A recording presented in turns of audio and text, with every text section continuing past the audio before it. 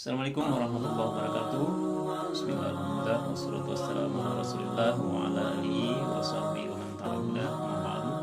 Apa kabar semuanya? Mudah-mudahan senantiasa dalam badan sehat walafiat sehingga kita tetap bisa beraktivitas sebagaimana biasa meskipun kondisi dunia saat ini sedang dilanda wabah COVID-19. Semoga semuanya membawa hikmah yang besar bagi kehidupan kita. Dalam video pembelajaran kali ini kita akan membahas tentang kecemerlangan para ilmuwan dan ulama dinasti Abbasiyah dengan subtema lebih dekat dengan ulama dinasti Abbasiyah. Mari kita tonton video pembelajaran berikut ini. Semoga kita bisa mengambil ibrah pelajaran yang berharga dari sejarah gemilang para ulama dinasti Abbasiyah. Mari kita simak video berikut ini.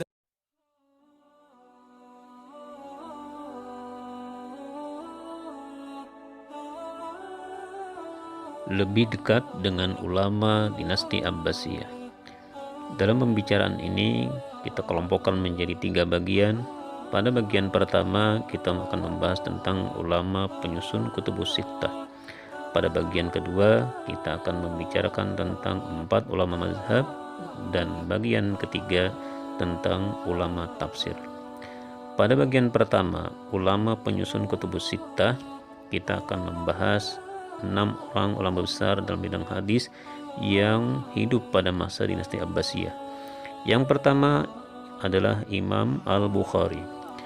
Beliau mempunyai nama lengkap Abu Abdullah Muhammad bin Ismail ibni Ibrahim ibni Al-Mughirah ibni Barzibah Al-Jufi Al-Bukhari. Beliau lahir pada bulan Syawal 194 Hijriah di Bukhara, Uzbekistan, Asia Tengah. Ia lebih dikenal dengan panggilan Al-Bukhari. Beliau merupakan ulama yang banyak menulis kitab-kitab hadis. Di antaranya adalah kitab Sahih Al-Bukhari yang merupakan sumber hukum Islam yang kedua setelah Al-Quran. Yang kedua adalah Imam Muslim. Nama lengkap beliau Imam Abdullah Al-Husain Muslim ibni Al-Hajjaj ibni Muslim ibni Qushairi An-Naisaburi. Dilahirkan di Naisabur tahun 202 Hijriah atau 817 Masehi. Saat itu Naisabur termasuk wilayah Rusia yang dalam sejarah Islam dikenal dengan nama sebutan Ma'wara An-Nahar, yaitu daerah-daerah yang terletak di belakang Sungai Jihun di Uzbekistan, Asia Tengah. Imam Muslim juga banyak menulis kitab-kitab hadis, di antaranya yang termasyhur adalah Al-Jami' As-Sahih atau dikenal sebagai Sahih Muslim. Yang ketiga, Imam Abu Dawud. Nama lengkapnya Sulaiman bin Al-Ash'as bin Ishaq bin Bashir bin Shidat bin Amr Al-Adhi As-Sijistani. Ia dilahirkan pada tahun 202 Hijriah atau 817 Masehi di Sijistan.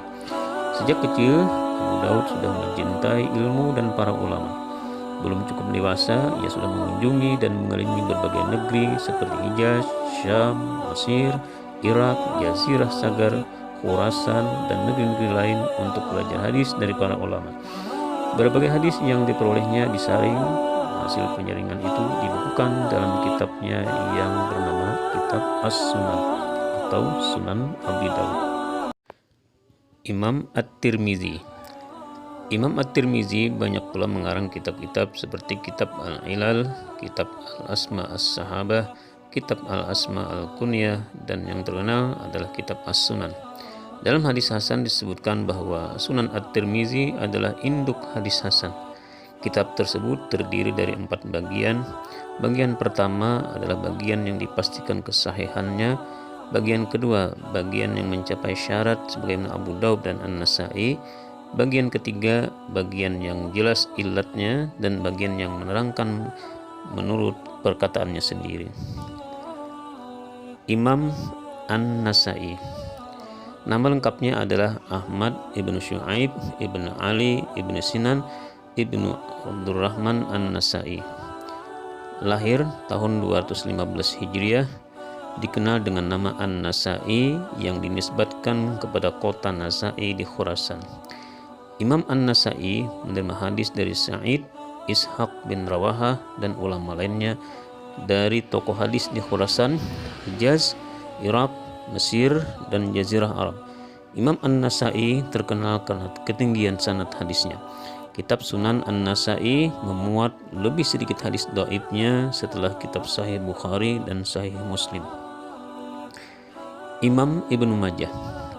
Nama lengkapnya adalah Abu Abdullah Muhammad ibn Yazid ibn Majah al-Rabi al-Qazwini.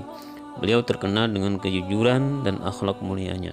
Lahir di Qazwin, Irak tahun 209 Hijriah atau 824 Masehi. Beliau mulai menekuni ilmu hadis sejak usia 15 tahun, terutama kepada gurunya yang terkenal Ali bin Muhammad At-Tanafasi. Beliau menulis kitab Sunan Ibn Majah.